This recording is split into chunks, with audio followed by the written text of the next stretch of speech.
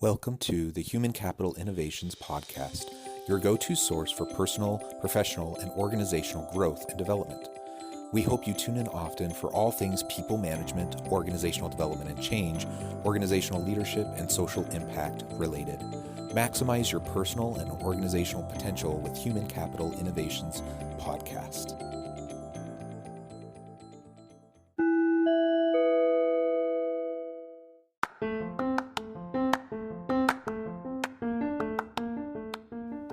Welcome to the Human Capital Innovations Podcast. In this HCI podcast episode, I talk with Kirk Bowman and Jon Wilcox about their new book, Reimagining Global Philanthropy.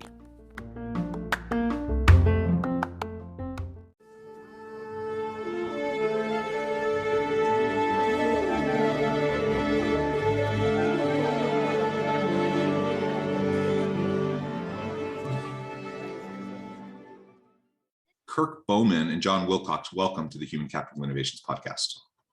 Thanks, John. Thanks.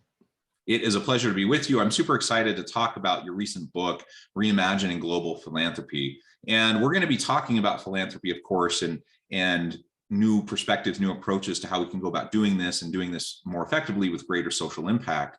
But we're also going to be talking about it in relation to organizations and how organizational leaders can embed meaning and purpose into their organization and into the work of their people by connecting with these types of social impact efforts, both locally, domestically, and globally. As we get started, I wanted to share the bios of our guests with the listeners. Kirk Bowman is a full professor at Jon Wilcox, is term chair of global development and identity at global politics in the Sam Nunn School of International Affairs at Georgia Institute of Technology. Bowman previously was the founder and director of a nonprofit based in Fiji that combined drug discovery and local sustainable development in small Fijian coastal communities. He is currently working on several book projects, including one with Jon on a new model of international nonprofit organizations that maximize efficiency and outcomes for young people. Jon Wilcox is the co-founder and former CEO and director of California Republic Bank. California Republic Bank was one of the fastest growing and most successful de novo banks in California history. He has been and remains an active early stage investor in numerous companies in industries, including computer technology, media products, biotechnology, and financial services.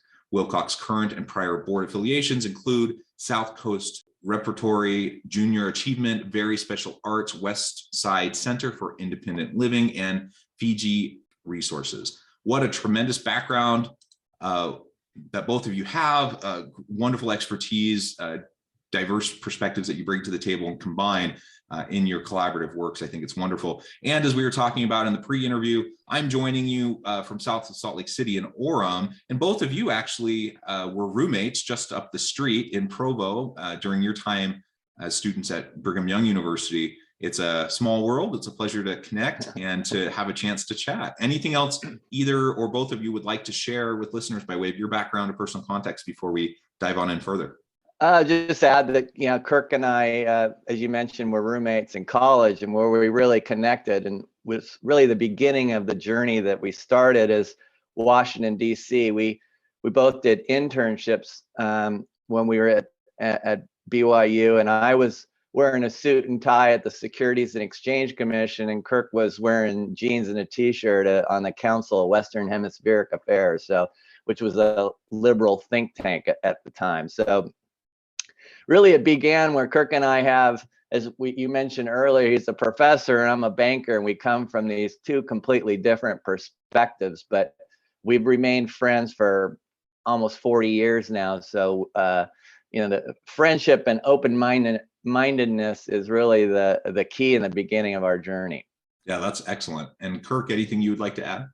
I'm really happy to be here, and I think that what John just said is really one of the key for the work that we've done together, is that we have completely different experiences. I remain probably much more progressive or liberal than John, and in this day when people are so cloistered with people who think like they do and they don't communicate and they just lash out, I think we get a lot further in all sorts of endeavors if we sat down and empathetically listened to people who disagreed with us. Yeah, well said. And that's another topic that would, be super interesting to explore. So your diverse backgrounds and perspectives, different kind of worldviews and underarching foundational kind of ideologies might differ, but you can come together, you can have meaningful conversation, meaningful collaborations, and really strive to make a difference in the world in a way that's going to connect with more people, because you bring different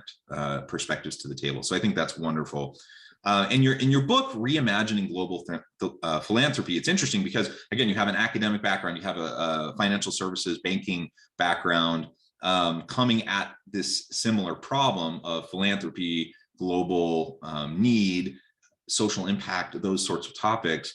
Why did you feel the need to write this book, and why did you frame it in terms of reimagining? What's, in my mind, that presupposes that the current way we think about philanthropy is a bit broken, and perhaps there's a different way we can do it to increase our impact. So maybe you can start by talking a little bit about that. We worked together on this project in Fiji, and we did philanthropy in the traditional way, where we had these great ideas and we found the local stakeholders and we brought the outside money, and we had all this Western expertise from the biggest universities in the world. And we started to work, and we had really great projects, and they turned out to be all failures. And so we had to look in the mirror and say, what is it, if you have such a great idea, why does it fail? And we looked at a bunch of examples, and we discovered that almost all of these Western-led projects to lift up the locals and civilize them and bring them development end up as failures. And so we had to reimagine for ourselves if we wanted to have an impact in the world. And this is where we had one of our big epiphany moments. Is Jon, as a banker, he could look at us and say, well, of course they fail, because almost all startups fail. And you're essentially doing a startup in a country where you don't have any kinship relations, you don't understand the culture, you don't understand the bureaucracy. And so everything is likely to fail. And so that's why we are reimagining, first for ourselves, and then we decided to write the book. Yeah, I mean, great intentions. As a community banker, we would never lend money to a startup because, as Kirk just mentioned, a majority of the startups fail. Great intentions, good ideas, could be well capitalized, but there's still a significant failure rate. So when we really started looking at the numbers and doing our research, it wasn't a huge surprise to us when we really realized that a majority of nonprofits fail.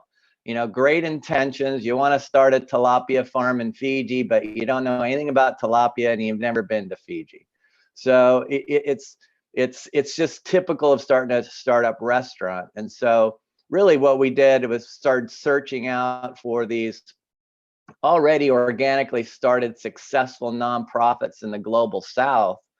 And if we just invest in those people and take the startup risk out of the equation, then your results or your impact goes up, multiplies. Yeah, that's super interesting. And it's also interesting. We've all lived in Utah County in Utah, and this is one of the nonprofit meccas of the world. We have more nonprofits per capita here. So because we have so many really well-meaning, thoughtful people that have time and want to give back and to contribute.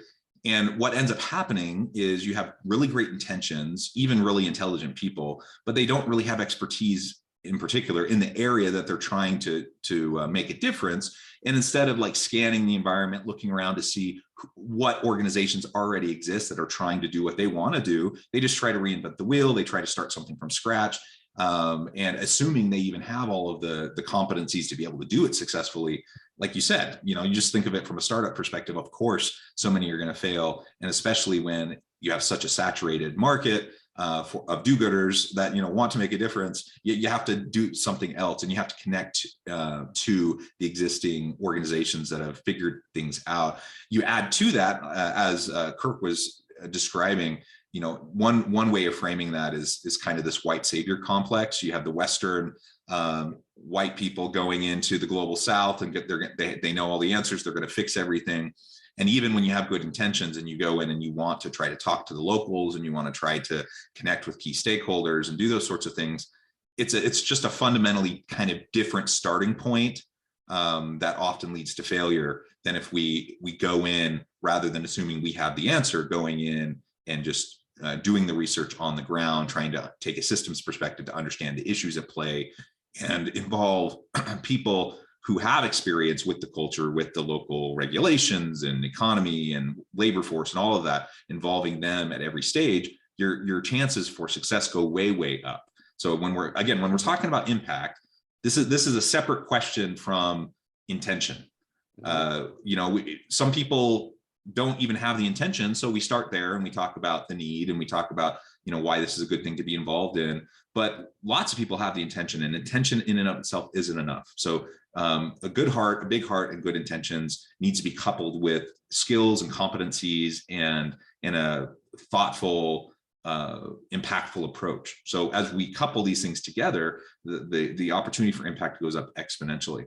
And we are going to connect this back into the workplace a bit, because we know there's lots of research that talks about the role of meaningful work, employees having a chance and opportunity to give back to their communities, to make an impact in the world and do things that are significant. We know how that helps to attract and retain really great people, to engage people, to unlock their creativity and their innovation. So more and more organizations even have their own philanthropic arm of the organization that undertakes a lot of these types of projects and activities, or they partner with other existing NGOs and pairing their employees up with meaningful opportunities to contribute as a means of both impact, but also of just employee engagement and just making people happier to be working where they're working.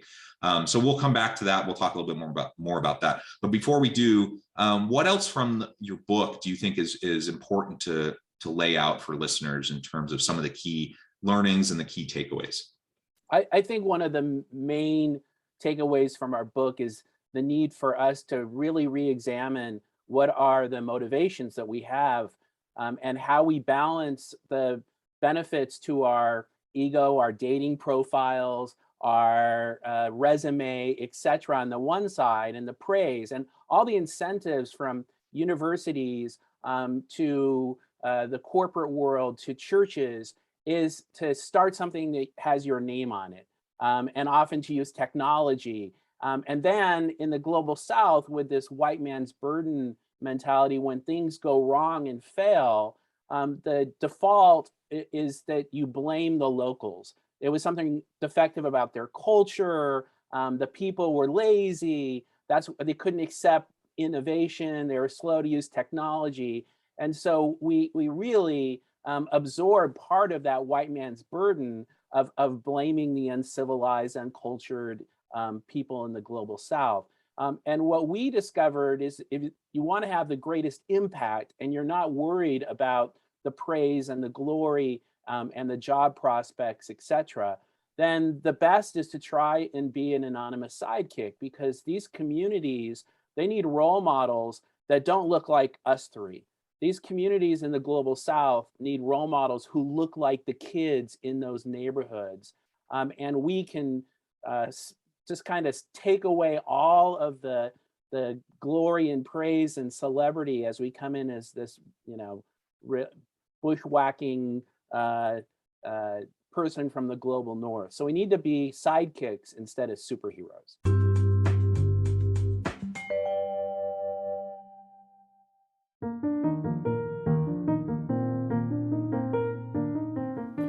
Check out our new weekly LinkedIn newsletter, Alchemizing Human Capital, exploring industry trends via original research and interviews with executives and thought leaders from across the globe. We look forward to having you join us.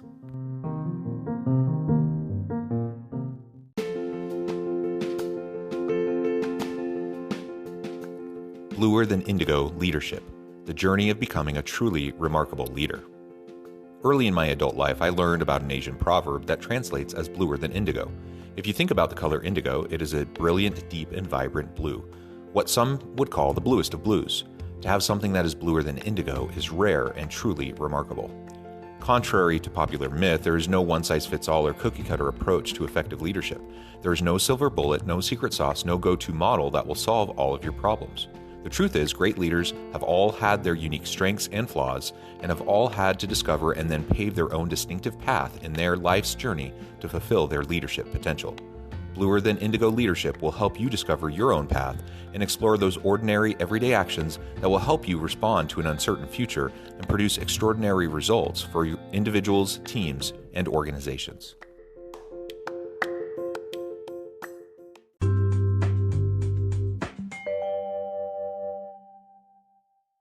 And just take that not only from the global South, where we believe in investing and finding local superheroes. There's also local superheroes all over the world, and both in Salt Lake and our own backyards. And as a banker, we're compelled to invest in our community through the Community Reinvestment Act. And we would never, as a banker, tell somebody how to run their business.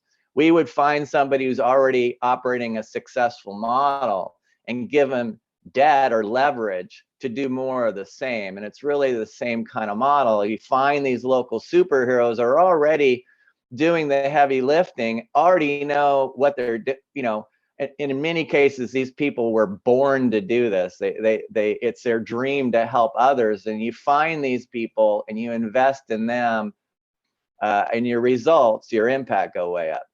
Yeah, absolutely.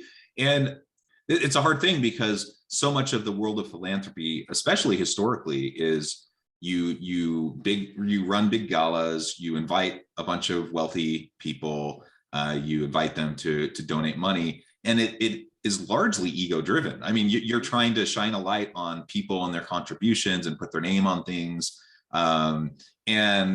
There's, don't get me wrong, like I'm all for people donating, and if they can get some credit and get their name on a building or something, fine. I like people sharing their wealth. But your point about getting your ego out of it, like you're a supporting sidekick to it. It's not about us. It's about the need we're trying to support or to help with, right? So if I'm going into another community, it's not about me at all. I might be a tool and a mechanism to contribute, but I shouldn't fall into the trap of making it about me. And the people I surround myself with on my team, they need to have similar mentalities. And when that doesn't happen, you do see a lot of reinventing the wheel just so you can put your own little spin on it and claim innovation and claim that you're a genius. Those sorts of things. I see it all the time. And even if we get out of the realm of philanthropy and social impact, and we just talk about within organizations, new innovations, new initiatives, new programs, things that can help drive success for your teams and for your institution. I see it so often when I'm working with executives and with organizations where it's a completely ego-driven thing.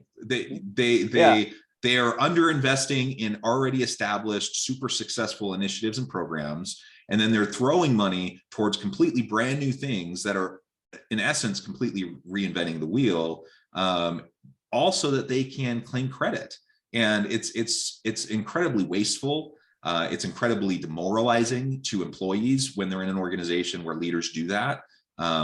And there's just so many negative impacts. So again, if we're trying to drive meaningful social change, let's do it in a way that makes sense. Yeah, it's completely inefficient. I mean, Kirk and I, we found a church in the global South that gets painted 4 times a year by 4 different church groups, and meanwhile, there's 2 unemployed painters in town. It's a complete waste of time and money, and that can never really be impactful. And as we talked earlier, I mean, even in Silicon Valley, where you've got the most well-capitalized, biggest ideas by the smartest and brightest people, there's a giant failure rate. Yeah, and why does that church get painted over and over and over again while the locals don't even have an opportunity to support themselves and their families? It's so people like us have a chance to go and travel and feel like we're doing something good. So it's about patting ourselves on the back rather than actually making a difference in the communities we're going to. Yeah, there's a website. Yeah, there's a website called the Humanitarians of Tinder, And it shows all the people who use these, what are really quite ghastly photos of some blonde woman from the global north and three emaciated, Black children in the global south. And it becomes even worse. You can imagine how many people are going around collecting money to do orphanage tourism, when in reality, 80% of all the orphans are not really orphans, but there's a supply of orphan tourism, and there's so much money in these networks and these programs that send orphanage tourists that there is human trafficking of orphans to satiate our needs to go and hold an orphan, take a picture, and then do tourism for a week and act like we're a big philanthropist. Yeah. Well, then you get to write it off on your taxes as well. On top of all that, it's a write-off. So you get you get Joe Biden to pay for 50% of your trip. Yeah. Well, good. Okay, so we have just about 5-6 minutes left before we wrap up. I'd love to hear your thoughts on how we can connect some of the principles and learnings from your book back into organizations. So if I'm a team lead, or I'm a middle management manager or executive, I have a group of people that I'm responsible for. I know that they're hungry for meaning and purpose and fulfillment, and they want to make an impact. They want their work to matter. Okay, so how can I utilize the types of concepts that are in your book in a way that can get them involved with meaningful stuff that will not only allow them to have an actual meaningful impact, but also help them to be more fulfilled in their daily work, so they come more motivated, more energized, more committed to the organization? Well, I can tell you from my standpoint, I was a former CEO, as you mentioned in my bio, of California Republic Bank. I'm also currently on the board of Mechanics Bank, which is almost a $19 billion bank headquartered in Walnut Creek. And I can firsthand see how serving in your own community, which is what we would say, identify your local superheroes. And, as I mentioned, as a banker, we're compelled to invest in our local communities and get people out. But I can tell you that I've seen the positive impact in the employee and in the organization when you really feel like you are part of the organization. You're giving back, and you're getting these rewards. And as a former CEO, I could just say that when it comes to my own results on the bottom line of the P&L, having people not only focused internally on the organization, but giving back actually really drives better results than not. Because, everybody, at the end of the day, there's some person in your neighborhood that is always going above and beyond the call of duty to make an impact. And if you can just find those people and give them a little money, your results are way up. And the reality is, that's the thing. When you give money, you want great impact. The last thing you want to do is when you give $100 to find out that 90 cents out of that dollar went to overhead, and it didn't really get to the intended recipient. So by knowing the local people and investing in them, you can be assured that your impact is going to happen. Yeah, excellent. Kirk, anything you'd like to add to that?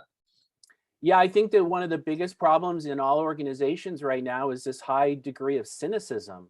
And what we discovered is that if you're working with these local superheroes who are organic leaders from these neighborhoods that somehow were born with the leadership gene, and to watch them work and how you can help transform their communities by being this sidekick, it really melts away your cynicism. And every type of organization would do better to have that type of feeling. Yeah, absolutely. Well, Jon and Kirk, it has just been a real pleasure. I know at the time I'm going to have to let you go here in just a few minutes, but before we wrap up, I wanted to give you a chance to share with listeners how they can get connected with you, find out more about your work, find out where they can find your book, etc. And then give us a final word on the topic for today. Yeah, our website for the book is reimagine.care. www.reimagine.care. And we have a lot of great features on our website. For example, we made 6 documentary films, 1 hour each, with Katja Lund, who was the co-director of City of God. They've been in a lot of film festivals and won awards.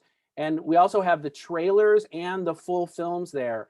And if you just watch a couple of these trailers about these organizations, everything clicks and people really understand in a great way the message that we have. And they can order the book through there or Amazon or through their local book dealer.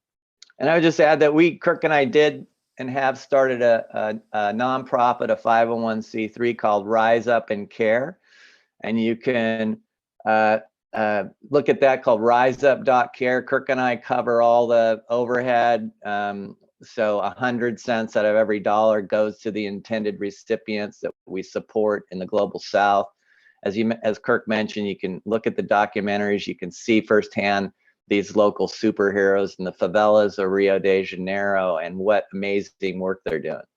Excellent. Thank you both. It has been a real pleasure. I encourage listeners to reach out, get connected, find out more about what Jon and Kirk can do for you. Check out their book, check out these videos, these documentaries. There is a tremendous world of need out there. Every community has pain points. Every community needs more support. And there are these complex, persistent social problems and ills that aren't going to go away. They require us to make a concerted effort from a holistic systems perspective in order to make a difference. And our people in our organizations want to be part of that change. They want to be part of that impactful difference. So let's find ways to make that happen. I think this book will be a great resource for that. Thank you, Jon and Kirk. It's been a pleasure. I hope listeners get connected. And as always, I hope everyone can stay healthy and safe, that you can find meaning and purpose at work each and every day. And I hope you all have a great week.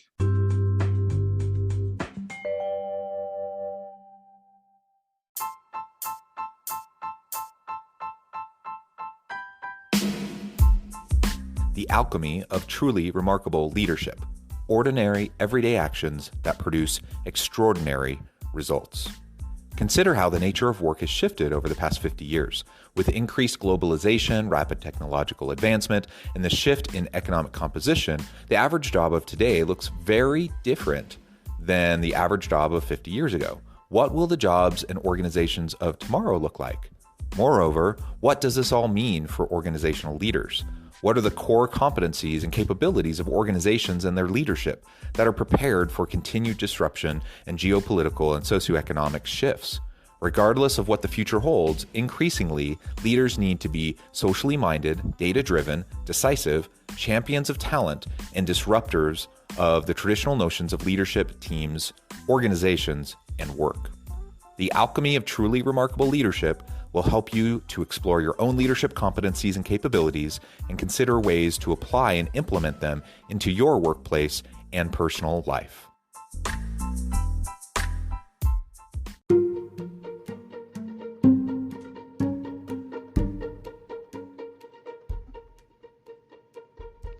Check out Human Capital Innovations magazine, Human Capital Leadership. Human Capital Leadership is a free, interactive e-magazine with the mission to help individuals, leaders, and organizations find innovative approaches to maximize their human capital potential. We publish issues quarterly in August, November, February, and May. Take a look at the latest issue and let us know what you think.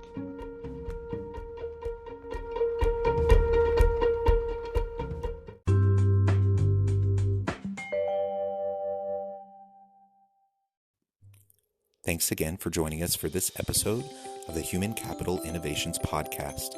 I hope you stay healthy and safe and that you have a great week.